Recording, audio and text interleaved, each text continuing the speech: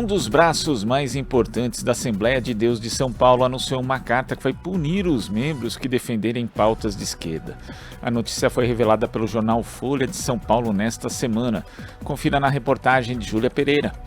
Uma reportagem publicada pelo jornal Folha de São Paulo nesta semana revelou que um dos braços mais fortes da Assembleia de Deus, a maior das denominações evangélicas brasileiras, disse que irá punir os membros da igreja que defenderem pautas de esquerda. O posicionamento foi divulgado por meio de uma carta lida durante o plenário da 49ª Assembleia Geral Ordinária da Confradesp, a Convenção Fraternal das Assembleias de Deus no estado de São Paulo, liderada por José Wellington Bezerra da Costa, um dos pastores de maior relevância no país, e pelo seu filho, José Wellington Costa Júnior, atual presidente da Convenção Geral das Assembleias de Deus do Brasil. De acordo com trechos do comunicado, a esquerda defende pautas favoráveis à desconstrução da família tradicional, legalização total do aborto, erotização das crianças,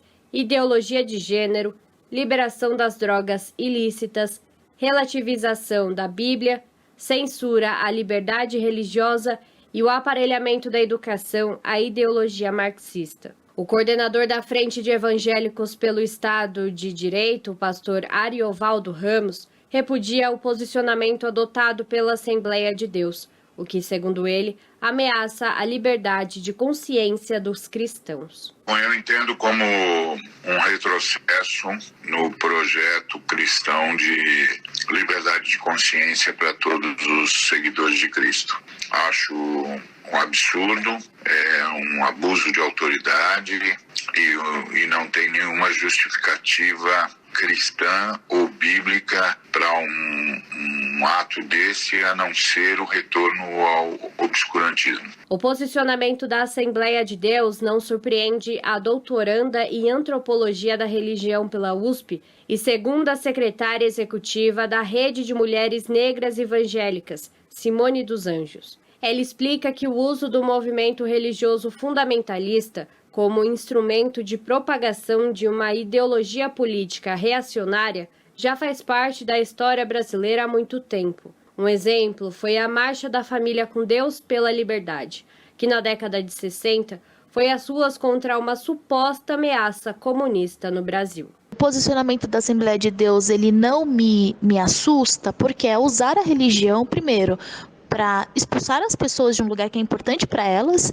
Então isso acua os membros que tendem a apoiar Lula, que tendem a apoiar a esquerda, mas vão se calar porque não querem perder aquele espaço de reconhecimento, aquele espaço de sociabilidade, aquele espaço de humanização e aquele espaço de fé. Por exemplo, uma mulher negra que votou em Lula no primeiro turno, quando ela vê esse tipo de postura da igreja, ela vai recuperar a experiência dela com aquele lugar. Às vezes ela perdeu um filho por genocídio negro e quando ela foi no necrotério reconhecer aquele corpo, quem estava dentro do necrotério era ela e Deus. Ela e Deus apenas. E quem é que fala de Deus? A igreja. Então ela projeta na igreja esse conforto que Deus traz para ela numa realidade dura. Então isso é um instrumento de intimidação, sim, da base evangélica para que não vote em Lula.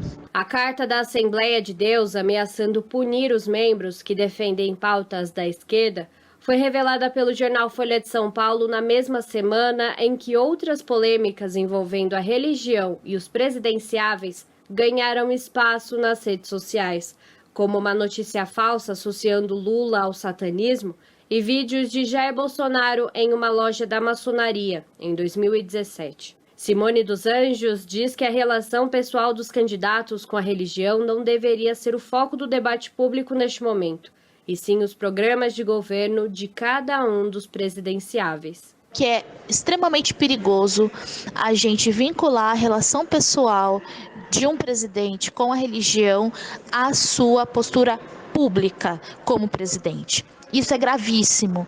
Eu não posso avaliar uma pessoa a partir da relação que ela tem pessoal com uma religião.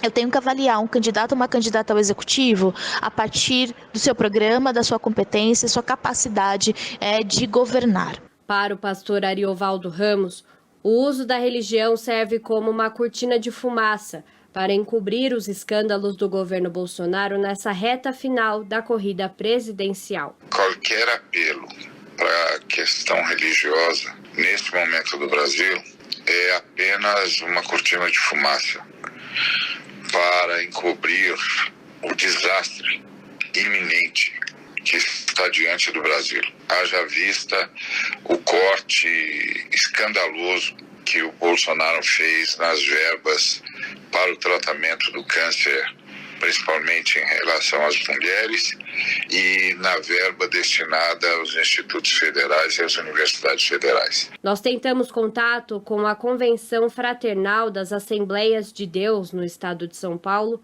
mas não tivemos retorno. Júlia Pereira, Rádio Brasil Atual e TVT. Estamos apresentando Jornal Brasil Atual. As notícias que os outros não dão.